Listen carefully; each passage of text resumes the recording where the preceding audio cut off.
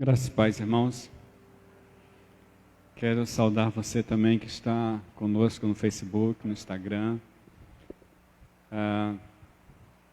É muito bom. Estou muito feliz aqui porque eu estou vendo gente na internet que eu amo muito e que há tempo não via. Então, quero agradecer a Deus hoje. É um motivo de grande alegria entender que nós podemos ser usados por Deus, né? Vou falar sobre isso hoje, vou continuar batendo sobre isso, para ajudarmos pessoas que precisam, irmãos que precisam, né? Falar nisso, eu peço que vocês orem por Edson, ele está adoentado, né? Então, orem por ele. Em junho ele estará de volta conosco. Pela fé nós já vemos isso. Estou muito feliz pela possibilidade da concessão da cama de hospital, né, que nós trouxemos. Em breve teremos notícias sobre isso.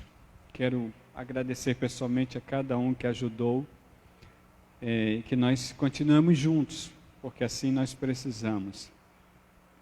Quero agradecer a Deus pelo aniversariante da semana, Paulinho, no dia 22, já foi para a sala, né?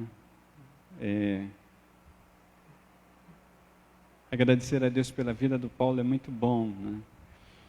Ver crianças crescerem nesse lugar, né, e serem instruídas é muito bom. Aliás, eu não vou falar o nome porque eu não estou autorizado, mas em breve nós teremos mais um bebê no nosso hall. Isso é muito bom, estou muito feliz. Vamos falar sobre Bíblia. Hebreus capítulo 11, verso 1. A gente está caminhando, e hoje eu estou falando sobre a fé e a consciência do fazer. A fé e a consciência do fazer. Tenho falado já baseado no nosso novo tema do ano, né? No dia 2 falei exatamente no verso do ano, Romanos capítulo 5, verso 1, quando falei pensando sobre a responsabilidade dos justificados. Falei do caráter coletivo da mensagem, o caráter pessoal da mensagem. Falei que todos nós fazemos parte de ambos esses caráteres. E eu deixei um questionamento que eu venho trabalhando a partir de então. Qual a sua responsabilidade nessa missão? Na semana passada eu falei sobre a consciência de quem sabe o que fazer. Perceba que hoje a gente dá uma continuidade, né? Em cima de Atos 12, versos 11 e 12. Como era Dia das Mães, eu trouxe o exemplo de Maria, mãe de João Marcos. Disse que Pedro sabia que tinha para onde ir.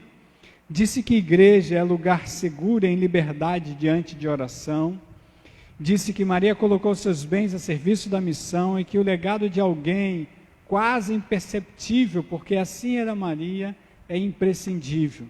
Então, hoje eu estou falando sobre a fé e a consciência do fazer. Pela manhã eu disse que a fé, falei sobre a fé, a sua importância na carta aos Romanos, e falei que fé indica ação. Meu intuito no dia de hoje é fazer uma ponte entre Hebreus 11, 1 e Romanos. Ora, a fé é a certeza daquilo que esperamos e a prova das coisas que não vemos. Quando a gente fala de fé, eu comentei com uma pessoa essa semana, algo que eu comento sempre quando eu falo com alguns evangélicos. Eu disse para ela, a maioria dos evangélicos que eu conheço falam muito em agir no Espírito, falam muito do Espírito, mas não sabem o que é viver no Espírito. E a pessoa perguntou para mim, baseado em que você diz isso? Eu disse, pela vida dessas pessoas que eu vejo, né, pelas conversas delas comigo. Eu tenho trabalhado exatamente isso, para que nós entendamos, né, e hoje eu vou dar uma aprofundada acerca disso. Tá? Então, quando a gente fala de fé, a gente fala de fidelidade, né? A gente fala de confiança. Tá? Essa é uma ação do Espírito. Quando a gente fala de confiança, a gente fala numa ação do Espírito. Tá? Quando eu falei pela manhã sobre a importância da fé na carta aos Romanos, eu citei que essa palavra fé aparece cerca de 247 vezes no Novo Testamento. Somente em Romanos aparece 36 vezes.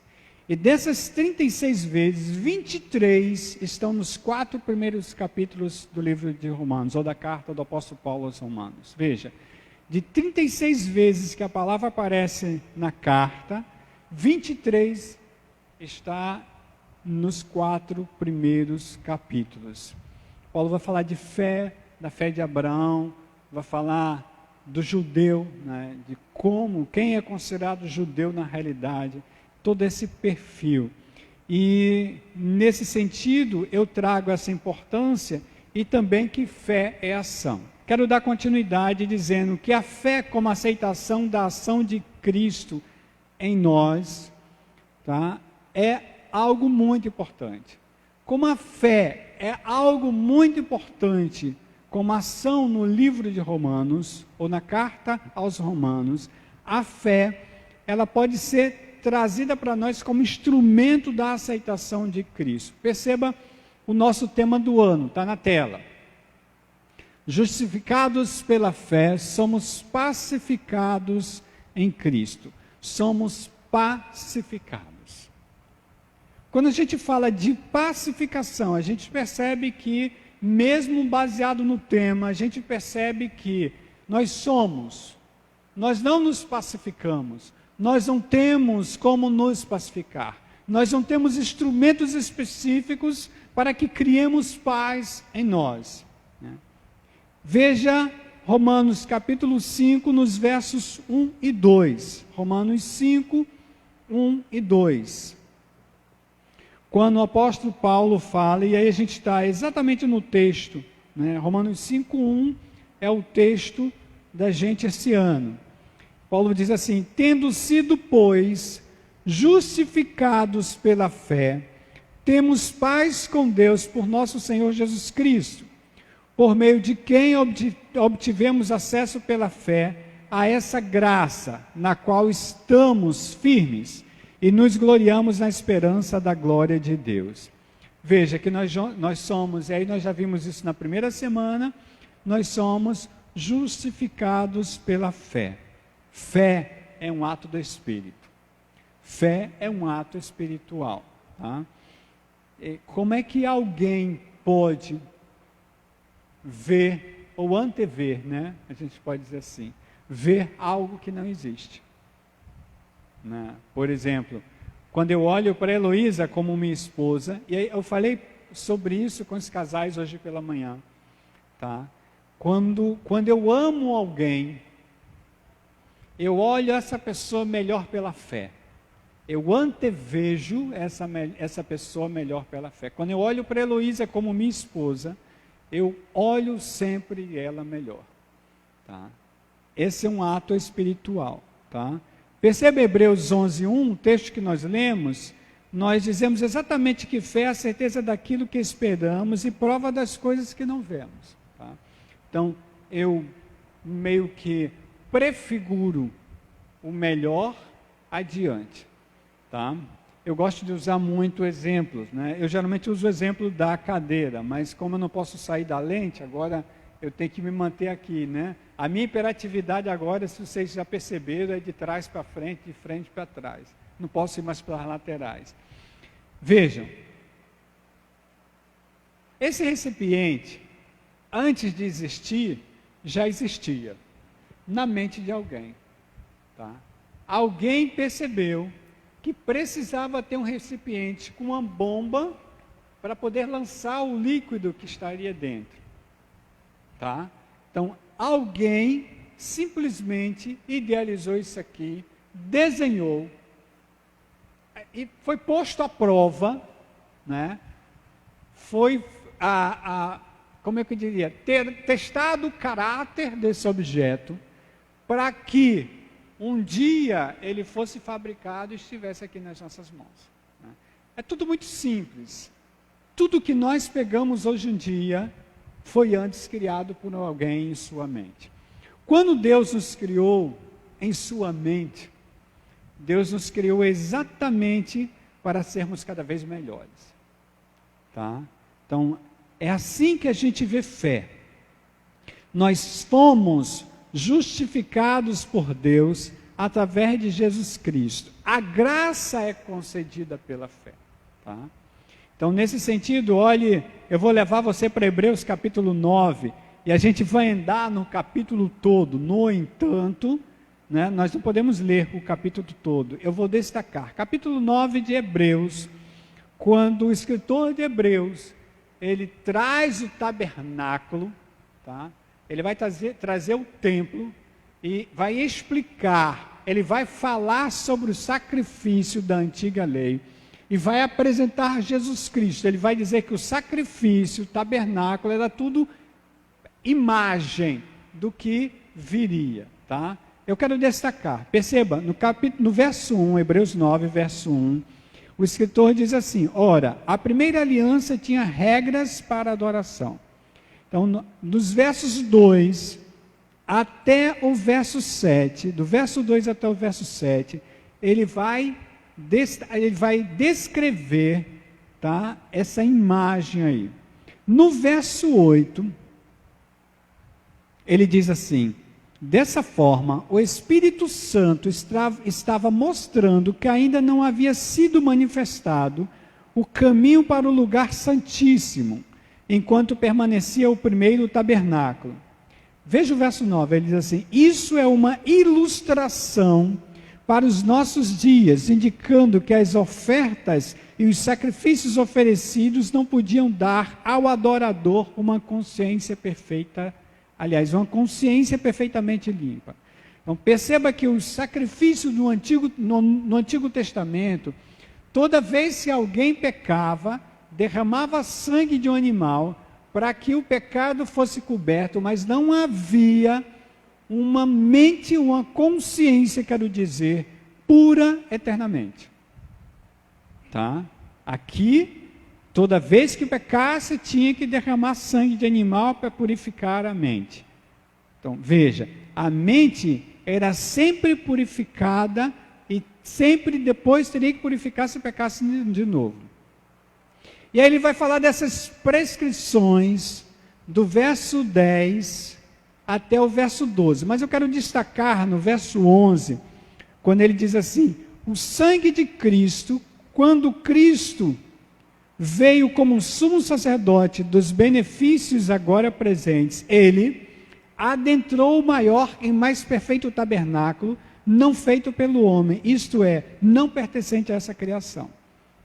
Ele diz: não por meio de sangue de bodes ou novilhos, mas pelo seu próprio sangue, ele entrou no lugar santíssimo de uma vez por todas e obteve eterna redenção.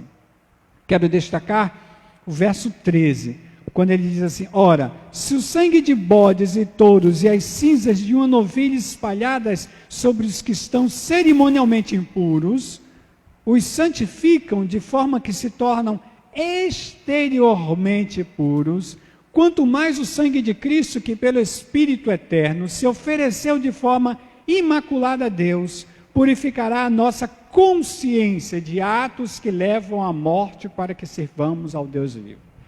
Para que essa leitura toda, irmãos? Para que nós entendamos que o sacrifício do Antigo Testamento nos deixava externamente puros.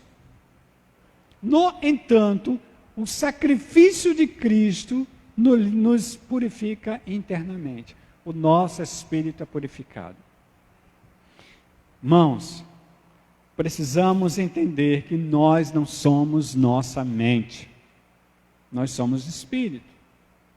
Tá? Eu trago isso, mas perceba, essa aceitação espiritual pela fé é algo que precisamos para termos uma vida de comunhão com Deus. Tá? Alguém uma vez, aliás, sempre me pergunta, mas eu vou me referir a essa pergunta que eu estou lembrando agora. Alguém uma vez me perguntou: você não sente ansiedade? Eu sinto. Eu sinto ansiedade. De vez em quando eu sinto ansiedade. O que você faz quando a ansiedade chega? Eu digo para ela que ela é mental. Que eu não sou minha mente. É isso que eu digo para a ansiedade. Né? E aí eu falo com o meu espírito exatamente o que o salmista, né, questiona a sua alma. Porque o salmista está questionando a sua mente. Né? O salmista diz, por que estás abatido a minha alma?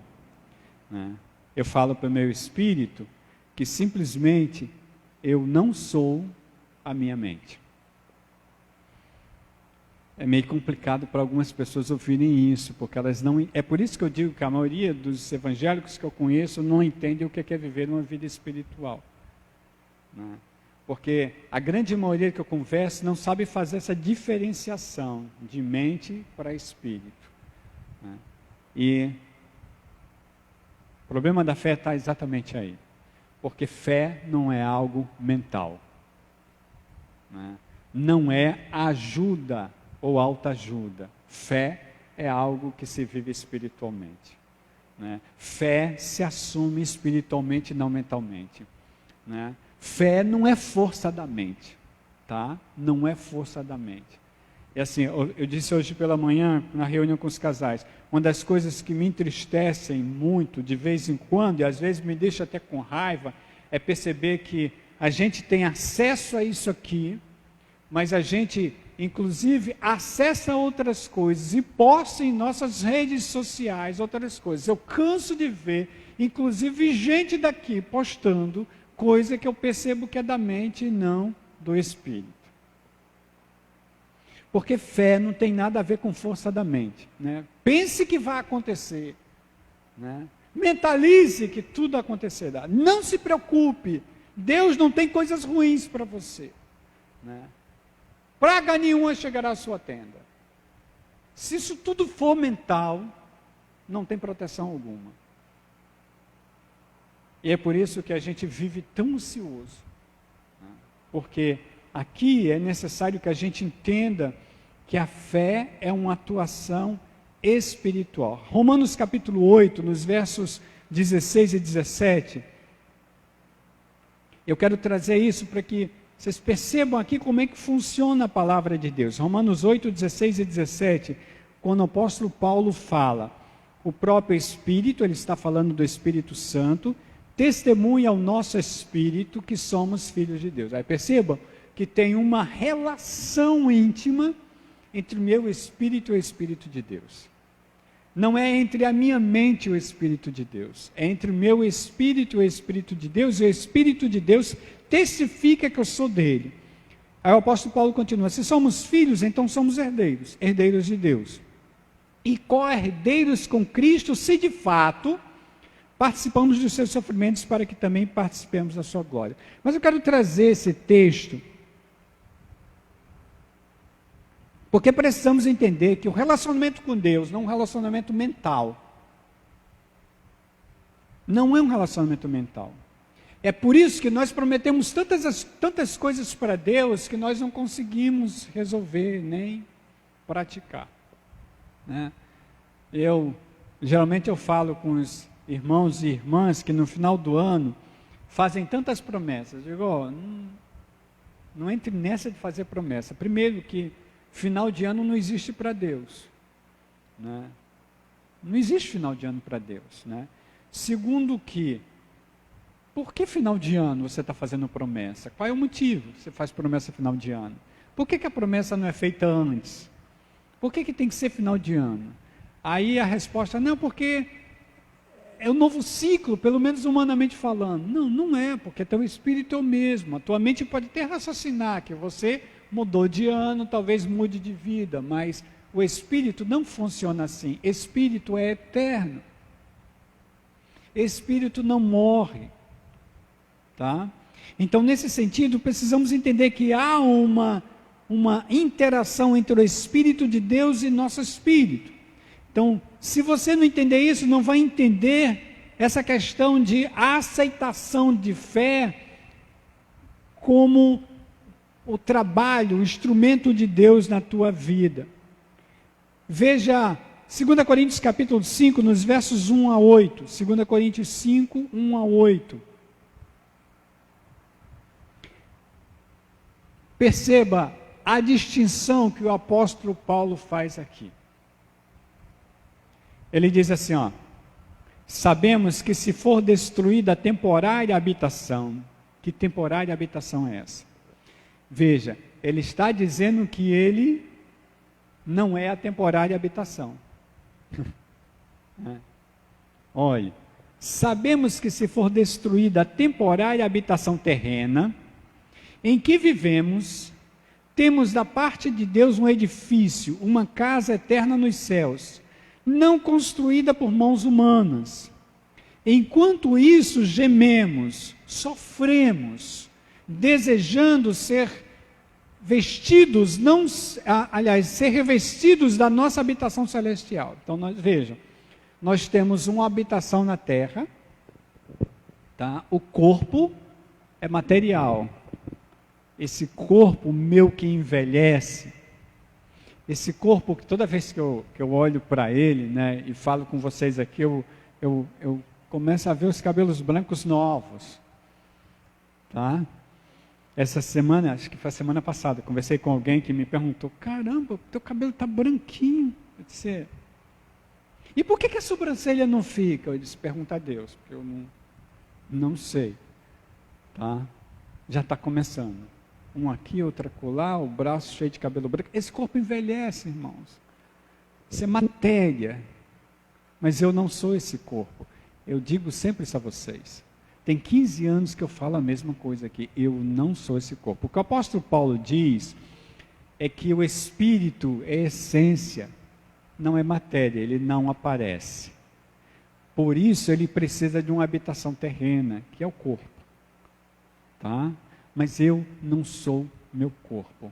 É exatamente o que o apóstolo Paulo diz. Sabemos que se for destruída a temporária habitação, isso é temporário, tá?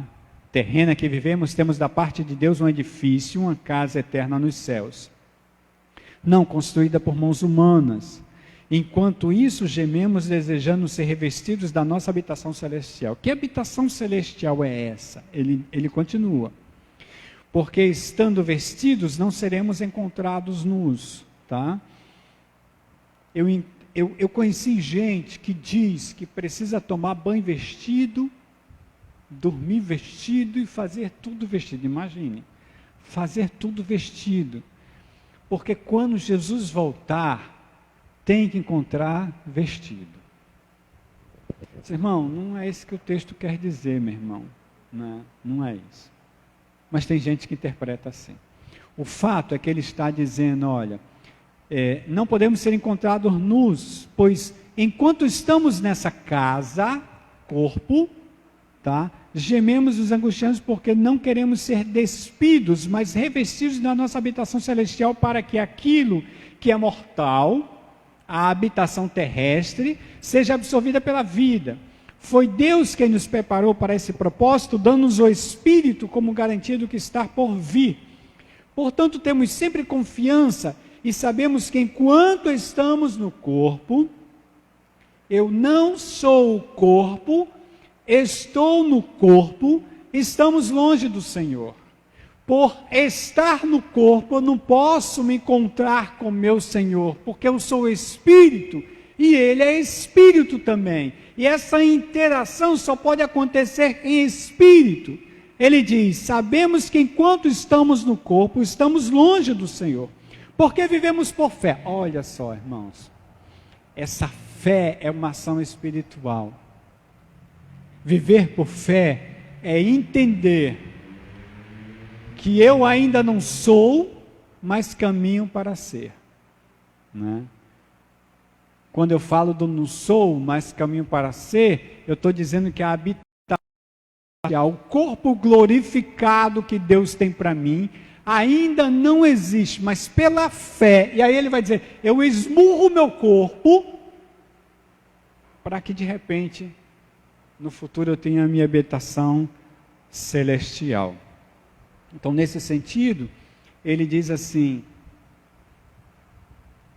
no verso 7, Porque vivemos por fé e não pelo que vemos. Alguns de vocês já me ouviram falar isso. Não olhe o que está acontecendo. Você não vive isso, você vive pela fé. Não olhe o que está acontecendo. Eu tenho caminhado com algumas pessoas. E essas pessoas, elas se desesperam por alguns efeitos humanos, né? Alguns acontecimentos humanos, né? Eu caminho dessa forma.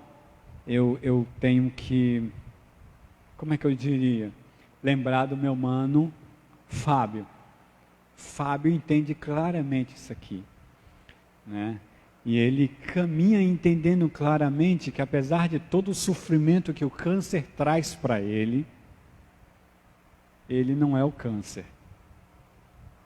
Apesar de todo o sofrimento que as cirurgias feitas em 9 anos, né, todo o sofrimento das terapias que ele passa, de quimioterapia, no sofrimento, nos efeitos colaterais dos medicamentos, ele sofre no corpo, mas ele entende que ele não é aquilo ali. E aquilo ali é proposital, porque é só um objeto. Irmãos, fé é ação espiritual. Fé não é mental. Não é força da mente. Fé é entender, confiar que o Senhor vai agir conforme a sua vontade. Nesse sentido, a ação de Cristo em nós é prática de vida, ou da nossa vida para o outro. Tá? Quando eu entendo que claramente que fé é ação espiritual, e que pela fé Cristo me transformou, me deu a graça, e me refez, eu entendo claramente que eu não estou aqui para mim. A fé é prática. Vimos isso hoje pela manhã. Quem não viu, corre lá, né? Eu falei disso pela manhã, né? Então, nesse sentido, veja que o evangelista Mateus diz, Mateus capítulo 5, verso 9.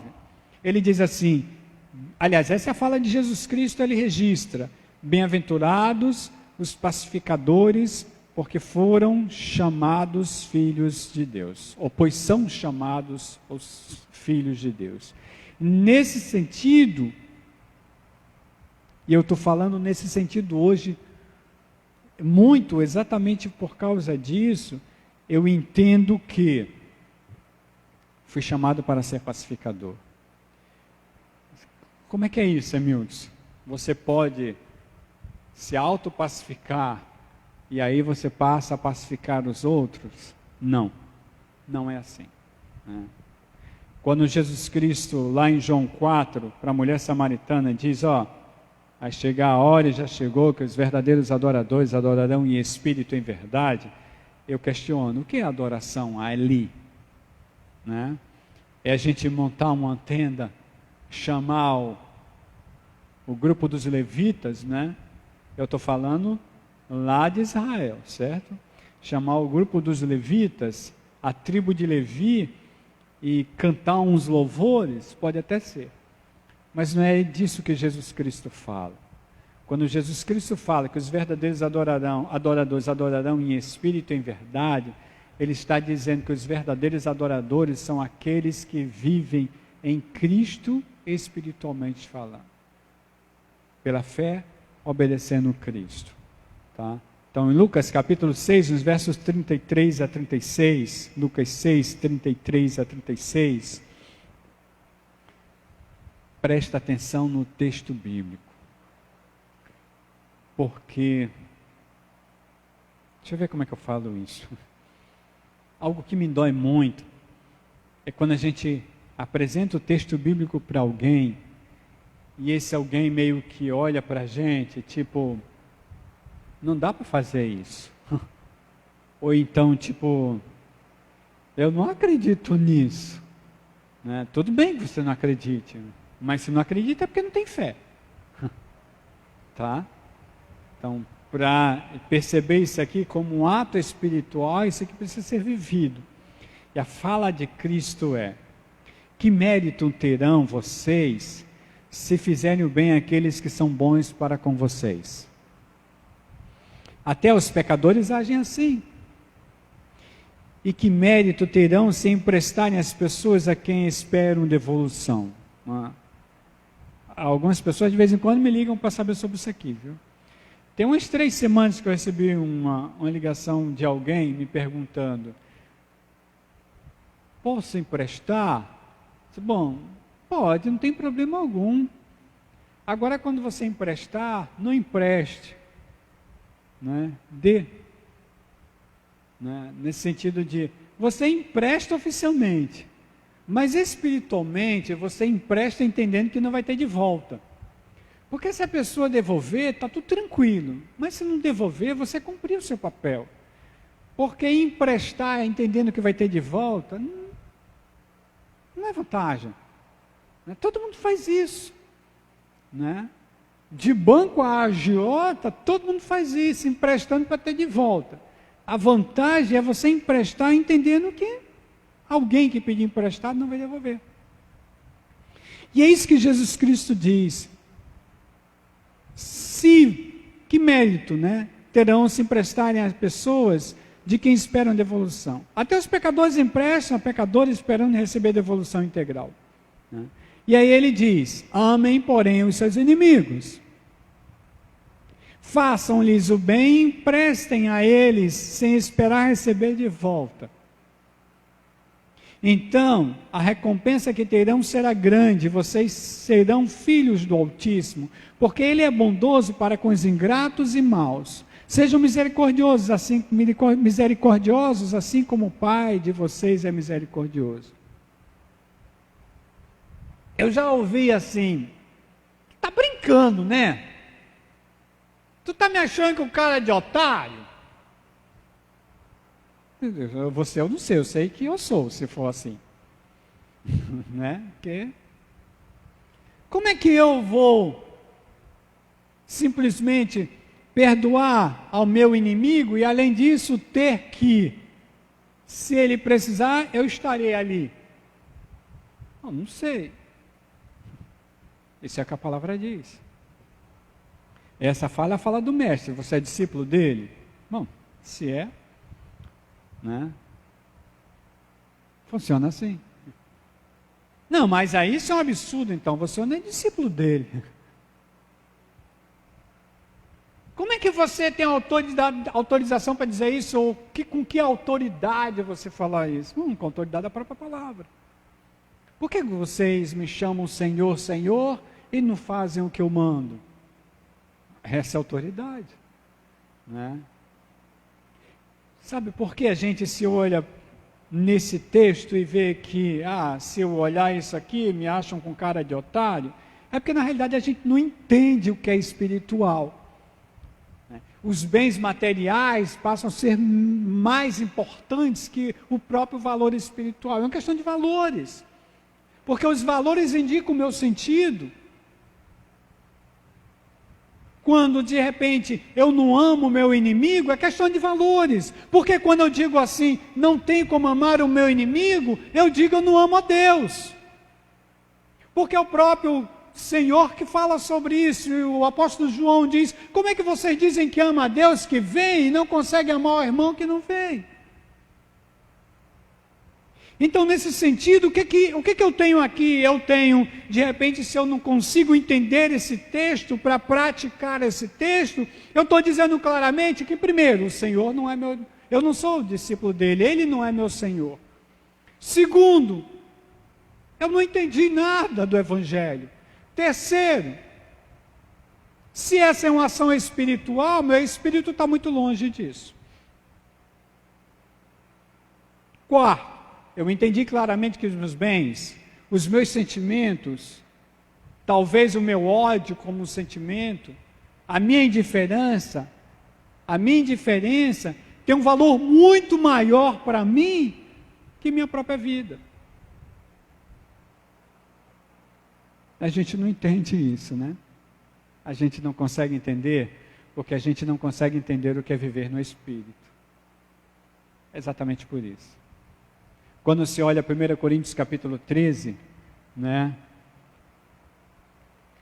Que assim, eu vou e volto, bato sempre lá. Porque não são poucas as pessoas que dizem para mim que esse texto é muito difícil de se viver, né? Isso é quase impossível. 1 Coríntios 13, nos versos 1 a 3. Né? Amor é uma atitude espiritual. Você pode até entender que a relação sexual que você faz com seu parceiro, com a sua parceira, é amor. Pode ser a atitude de amor, mas amor não é sexo. Né? A fala, vamos fazer amor, para mim é ridícula. Né? Amor não é sexo. Amor é uma atitude espiritual, eu decidi amar. Tá? E se minha parceira quiser ter relação sexual comigo, tranquilo. Mas se não quiser, eu vou acabar meu relacionamento porque ela não quer ter relação sexual comigo? Eu não consigo entender as coisas do Espírito, se for assim. Mas isso é outra coisa, né? Eu estou trazendo assunto que é assunto para os casais. Mas vamos lá, já estou terminando. Vejam, 2 Coríntios capítulo 5, nos versos 17 a 20.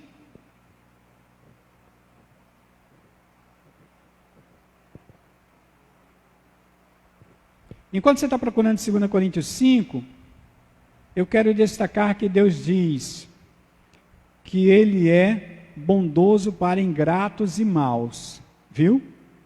Deus não é bondoso só com os que são bons com Ele, tá? Essa história da religiosidade que prega que Deus só privilegia os filhos dele, não é bem bíblico, certo? Deus também olha para os ingratos e maus. E Ele diz para os filhos dele, sejam misericordiosos assim como o Pai de vocês é misericordioso. Ele vai dizer que exatamente da forma que nós de vez em quando nos comportamos como maus, e Ele nos olha e nos perdoa, Ele também faz com o restante. Então vamos lá, 2 Coríntios 5, 17 a 20. O apóstolo Paulo diz assim, portanto, se alguém está em Cristo, é nova criação. As coisas antigas já passaram. Eis que surgiram coisas novas. Tudo isso provém de Deus. Tudo isso provém de Deus. Não é criação nossa. Não somos nós. Deus nos reconciliou consigo mesmo por meio de Cristo, e nos deu o ministério da reconciliação. Grifa isso, guarda isso, grava isso, ministra isso no teu coração, porque Cristo te fez ministro de reconciliação, ministra de reconciliação. Cristo não te fez para passar a semana tranquilo, indo para trabalho, sei lá, indo para onde você for, voltando para casa, ou passando o dia todo na sua casa, e simplesmente em qualquer dia, sei lá, segunda, quarta, domingo, sábado, você transporta o seu corpo de algum lugar e vem para um lugar como esse que você chama de templo, e de repente vem adorar o Senhor. Não foi para isso que Cristo te fez. Não foi para isso que Ele te renovou, te restaurou, te fez nova criatura. Ele te fez nova criatura para ser instrumento de reconciliação de outras pessoas com Ele. Verso 19, ou seja, Deus em Cristo estava reconciliando consigo o mundo, não levando em conta os pecados dos homens, e nos confiou a mensagem da reconciliação. E olha só, portanto, somos embaixadores, representantes de Cristo, como se Deus estivesse fazendo o seu apelo por nosso intermédio, por amor a Cristo. Suplicamos, reconciliem-se com Deus. Tá? Como é que eu consigo isso? Distribuindo folheto? Pode até ser, né? Porque pela misericórdia o Senhor faz. Mas o que o texto bíblico está querendo dizer é que a partir do momento que você entendeu a ação de Cristo em você, que seu espírito foi restaurado, que você tem uma consciência do relacionamento do seu espírito com o espírito dele, que você entende que você não é mental, mas espiritual, e que aquilo que sua mente diz para você, não é você, é sua mente, né? Porque aí, se for o caso, eu trago a psicologia para explicar isso também, mas eu estou tentando explicar biblicamente. Tá? Se você entender tudo isso, você vai entender que você é instrumento de reconciliação. As pessoas vão bater em você, bater em você, bater em você, bater em você, bater em você, bater em você, e você vai dizer: perdoa-as porque elas não sabem o que fazem.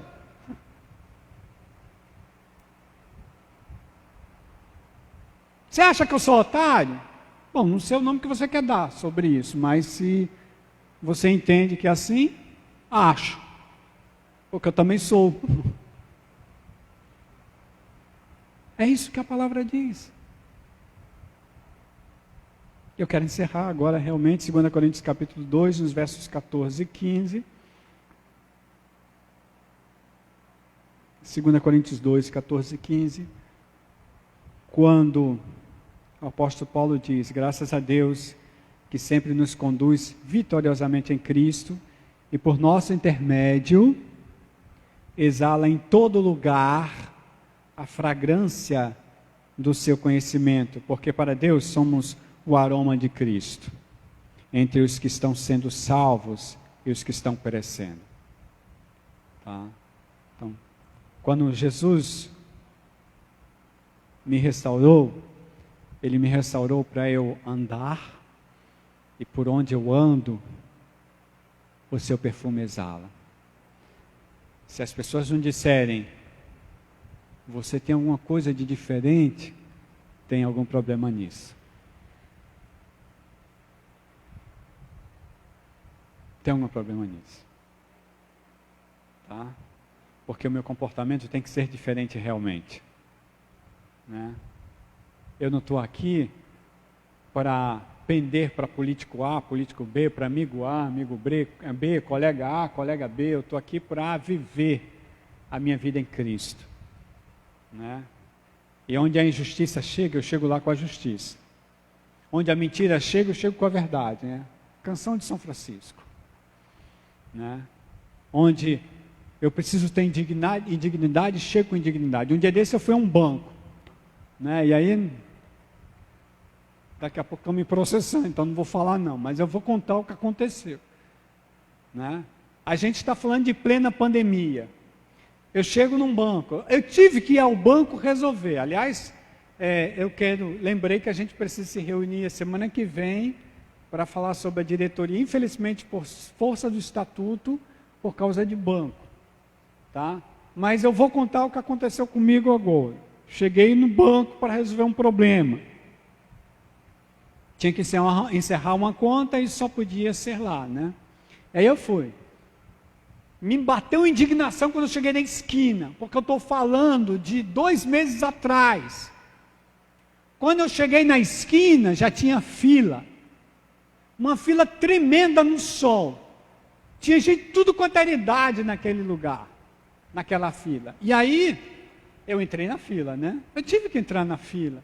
Eu cá comigo cheio de medo, mas eu disse: é pela fé o negócio, então vamos entrar na fila, porque afinal de contas eu preciso resolver esse negócio. Entrei na fila.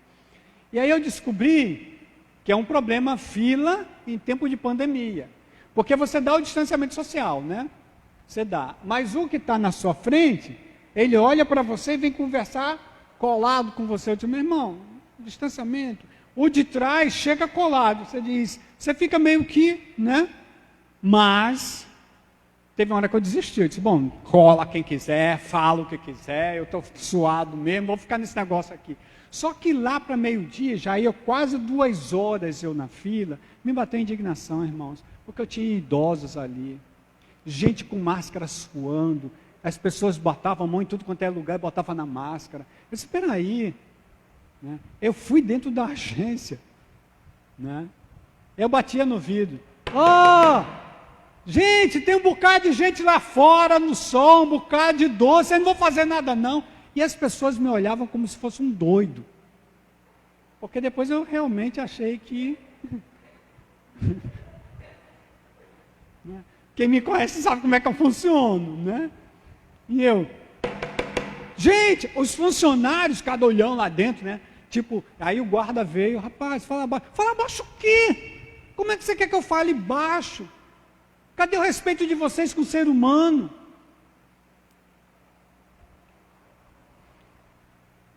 Vocês fizeram alguma coisa? Deixa o doido para lá, né? E aí eu tive que voltar o meu lugarzinho na fila.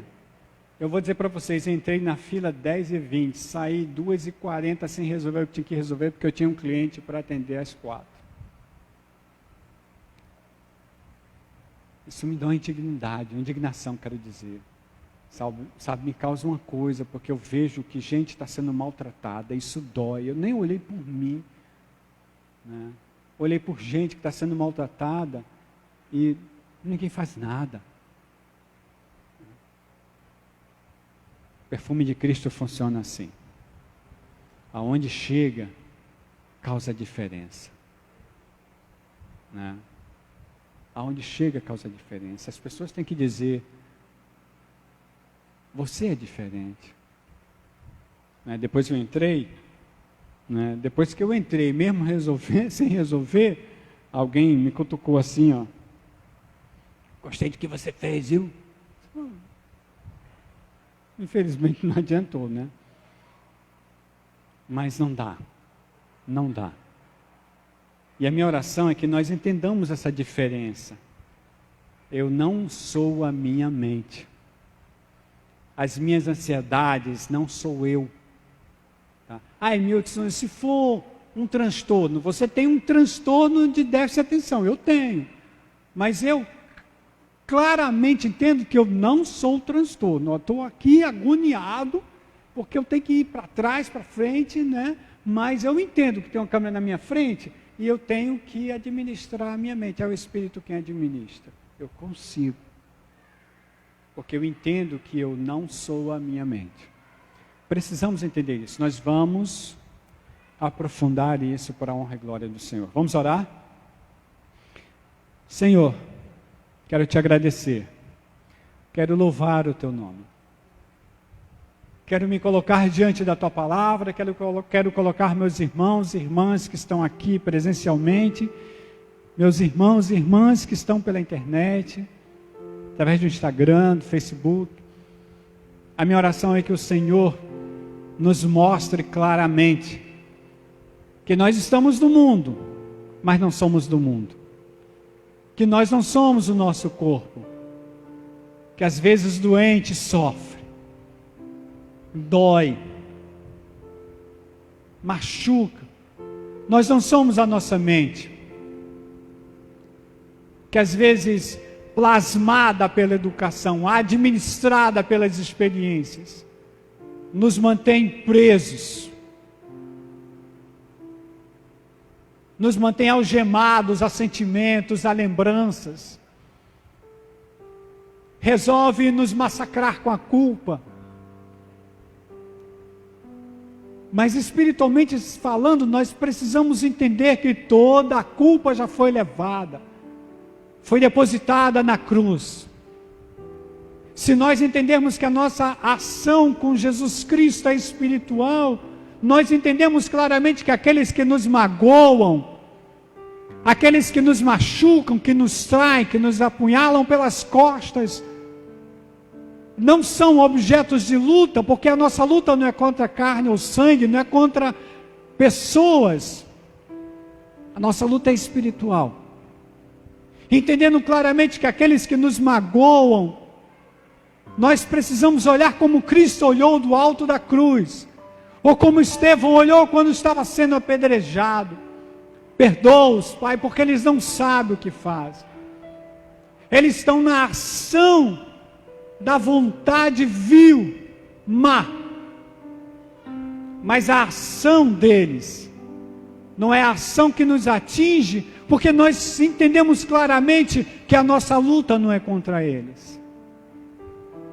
E nos ensina, Senhor, a entendermos que os objetos, os bens, dinheiro, casa, carro, título, tudo o resto que não seja espiritual não deve ter um valor maior que a essência humana, que a imagem e semelhança de Deus. Que o Senhor tenha misericórdia de nós. Que o Senhor nos dê a paz, derramando sempre do seu amor. Que o Senhor nos lembre sempre que somos sua imagem e que devemos viver para Ele e não para darmos satisfação a alguém, ao mundo, a quem está nos assistindo, porque quantos eu vejo e eu entendo, porque eu conheço, que nas redes sociais apresentam imagem que eu sei que não é a verdadeira. Gente que precisa manter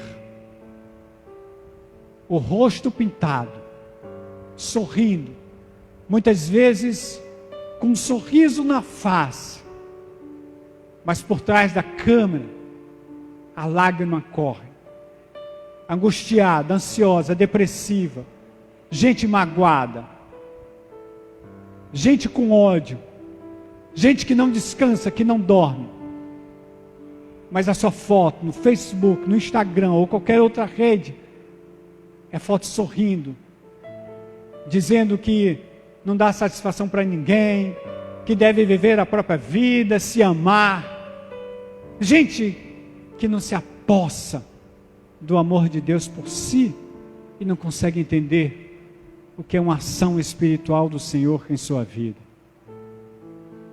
A minha oração é que o Senhor tenha misericórdia de nós, eu me incluo nisso, para que eu entenda, para que entendamos a ação do Senhor em nós. Leva-nos em paz, Senhor, meditando nisso, refletindo. Eu quero aprofundar Romanos capítulo 5 em nossas vidas, para que entendamos que o nosso espírito tem uma profunda ligação, um profundo relacionamento com o Espírito do Senhor. Não é mental. A religiosidade é mental, mas a ação com Deus é espiritual. Leva-nos com teu amor, com a tua graça, com a tua paz, na tua unção, refletindo vida para a honra e glória do Senhor. Assim eu oro, pedindo paz em Israel, Senhor. Eu peço paz em Israel, para Israel e para árabes. Eu peço aliança de paz para Israel e para árabes. Eu peço espírito de obediência para Israel e para árabes. Eu peço, Senhor, coração convertido ao Senhor para Israel e para árabes. Eu peço mãos entrelaçadas no amor do Senhor para Israel e para árabes. Eu peço paz para dois povos tão sofridos que não entendem que Deus existe e que Deus não é constituído de orgulho, não é força humana. Eu peço paz para os que estão na Índia, Senhor, sofrendo com Covid-19.